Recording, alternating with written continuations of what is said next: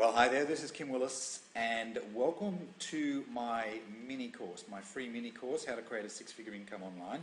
And it's about traffic, which is a topic that everybody wants to know about.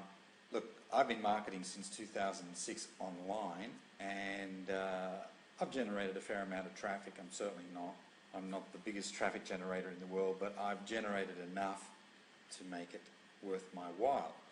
Now, what is traffic? Well, essentially, it's about eyeballs on your site. That's what traffic is. It's different to a lead or an opt-in. A lead is when one of those eyeballs, one of those people, make an inquiry by completing a form on your lead capture page. But before you can get leads, you have to have traffic. You have to have visitors to your page. And we'll talk about some of those other issues in a future lesson. But this one is about traffic, and I'm already assuming you have an effective lead capture page in place. Okay.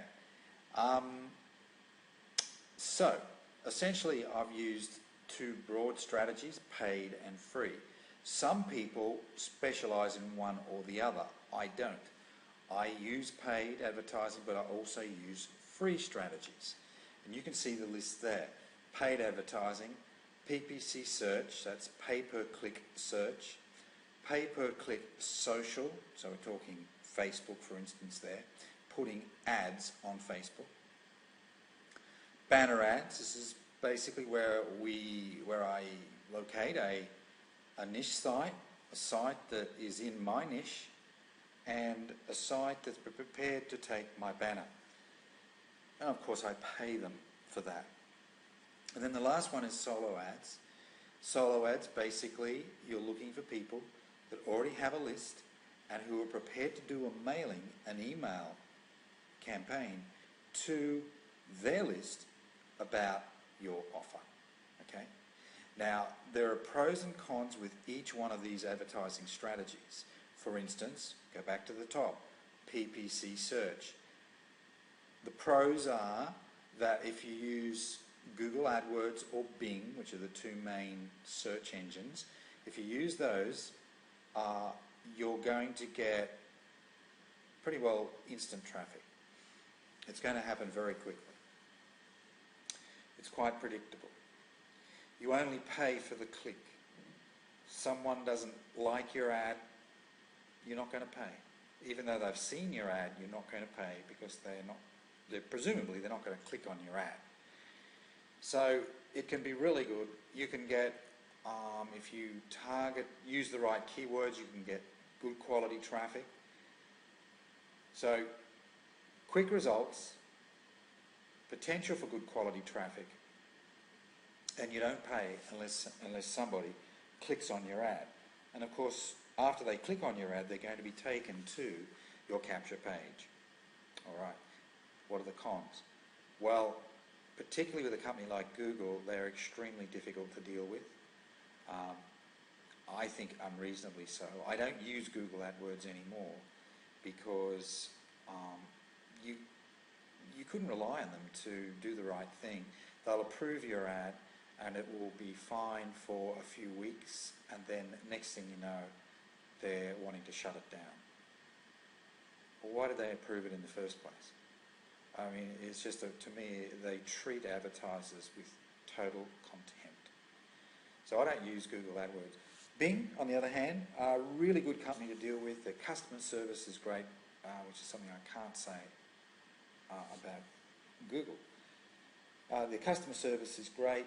If you've got a problem, they'll do their best to solve it. They're not as finicky. They don't want rubbish ads, but generally, once they've approved your ad, that's it. That ad, I've never had an ad rejected subsequent to its approval, not once. And to me, that's the right and ethical way to conduct a business. Look after your advertisers. At the same time, look after the people who are searching. So PPC search, that's a good one. Another one is PPC social, and putting ads on social media sites such as Facebook, YouTube, Twitter, LinkedIn. I use Facebook primarily, and it's another great source of traffic. In fact, I think at the moment Facebook is stealing business off Google, which is great.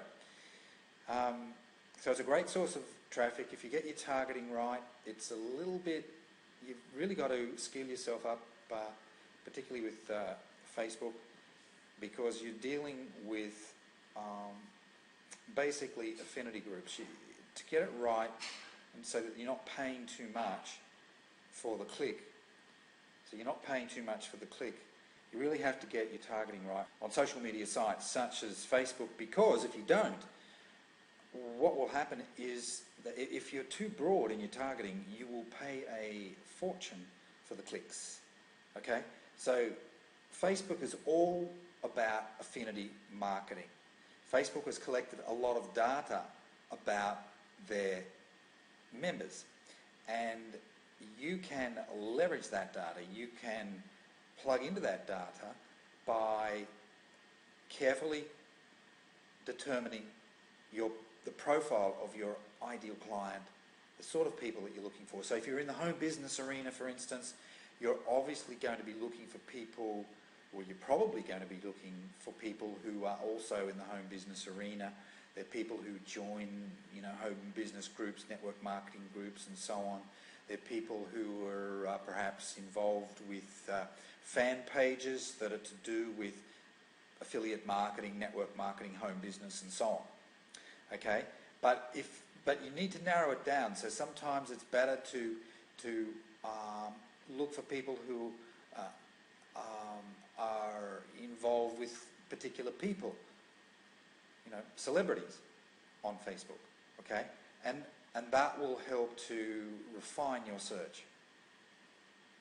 So PPC Social is definitely a potent way to generate inquiries.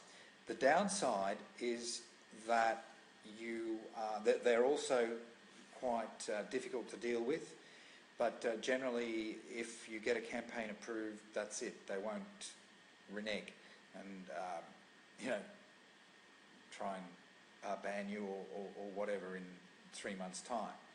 So the hard part is getting the ads approved. When I first started, 8 out of 10 of the ads I put up to them were being disapproved, but now it's more like the reverse. Okay, so I'm getting about 80% of my ads approved. So you need to know a little bit about how to create an ad. You need to know a little bit about how to target the right demographic groups. Now, this particular mini lesson is not about giving you the blow by blow, nuts and bolts, how-to techniques of Facebook marketing, for instance, or Bing search marketing. It's really designed to give you an overview. I'll give you a few examples, but to get more information on the specific strategies, okay, you need to dig a little bit deeper. And I've actually got a course that I've got coming out very soon, and by the time you see this, it may already be out. It's a low-cost course. It's a very low-cost course, and with that one, we do go into detail. We'll actually show you how to set up a campaign, okay? How to set up a campaign in Bing, how to write the ad in Bing, how to do the same thing in Facebook, okay? So this is a mini course. It's just designed to give you an overview, and then if you have a specific interest about a particular strategy, okay, well then you dig deeper by getting additional information. Let's move on to the next one. Banner ads. What about banner ads? I like banner ads. On niche sites, the right type of site, they can work really well. And you pay for the impression as a general rule, so in other words, page views. You don't pay for the click. Well, certainly I don't. I pay for the impressions. So I purchase a certain number of impressions from the site owner in advance, and once those impressions have been exhausted, my ad is taken down, unless I renew the contract. Okay, so some of the niche sites that you can put ads on have a lot of traffic. Others are far more specialised in either in terms of geography or in terms of topic, and they don't get a lot of traffic. But quite often, when I do get a lead from one of my banner ads, it's a higher quality lead, because these people, the people who have been making the inquiry, have been actively searching on niche sites. So their level of understanding, their self-awareness, their education, they've been educating themselves. So their level of understanding about what it is that you're talking about is probably going to be quite high, even if they don't know much, if anything, about your particular company. But at least they know about internet marketing, they know about network marketing or whatever it is, and they're in active search mode. So these people can be like gold. I'll give you a few examples in a minute, or at least one. You've got to watch your costs. It's always going to come down to a return on investment exercise. You're always going to need to watch your costs for sure. And what I would do, so that you don't have you don't overspend on something that you haven't yet proven, what I would do is I would look for niche sites that have a smaller flow of traffic, so you don't pay as much for that traffic, and run a couple of tests, okay? And then if it looks good, all right, well then you can step it up, because you know that probably you've got a winner on your hands, okay? So there is no real downside with banner ads, providing you follow a few simple rules and don't overspend in the early stages, okay? Now, solo ads, what are the downside there? The upside, just to put further clarity into the topic there, the upside is that you can get action happening very, very quickly. Another upside is you don't need to know much. You don't need to learn about traffic techniques or anything like that, because the traffic is already there. The person who owns the list already has the traffic, all right? So, and once you've paid them the money, chances are they're going to do a mailing for you, an emailing for you, usually within 72 hours. Sometimes I've had them do it, the same day or within 24 hours. It's usually pretty quick. Now, what's the downside? The downside is, there are a number of downsides. One is that there are plenty of dodgy operators in the niche. There are thousands of solo ad providers out there. A lot of them are dodgy, or many of them don't have quality lists. I would say that 90% of solo ad lists are rubbish, okay? So your job is to sift through the myriad of solo ad providers and find the gold nuggets. They are out there. Ideally, you're looking for solo ad providers who have lists of buyers, or at least they've got a reasonable percentage of buyers within their ranks, okay? So that's really important. But I think one of the keys to solo advertising, effective solo advertising, is to do the work up front before you engage them. And that's all about asking them the right questions. I know that, if you are hiring somebody, you're an employer and you are hiring somebody for a particular role, you would want to vet that person quite carefully before you hire them. Okay? So that, you try and you minimise your chance of making a mistake. Now, you can still get it wrong, but if you can minimise your chances of making a mistake by 80%, that's going to put the odds much more in your favour. So it's no different with solo ad providers. They need to be asked hard questions. And if they won't answer the questions, or if the questions or the answers that they give you to the questions are not satisfactory, do not let your emotion be swayed. Just reject them. There's plenty more where they came from. So you just keep sifting and sifting and sifting.